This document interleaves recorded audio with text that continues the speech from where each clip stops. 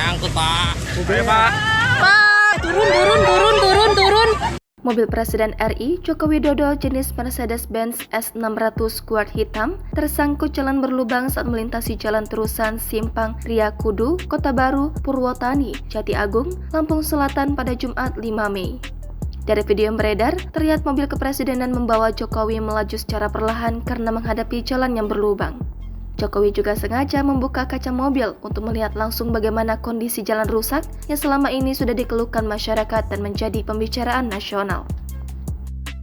Nyangkut Pak. Ayo Pak. Turun. Saat menjajal jalan ruas Kota Baru, Jokowi juga dikawal pas pampres yang menggunakan sepeda motor. Juga harus berjalan perlahan mengikuti mobil presiden dari belakang. Saat menjajal rusaknya jalan ruas Kota Baru, Jokowi juga disambut teriakan dari warga sekitar yang sudah lama menunggu.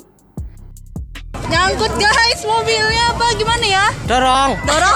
300 keluarin. Pakai dam. Apalagi kita Pak tiap hari lo sini. Rombongan sendiri memulai perjalanan dari exit tol Kota Baru, lalu melintasi perempatan Desa Margo Lestari dan Gedung Harapan sebelum akhirnya berputar arah kembali ke Bandar Lampung.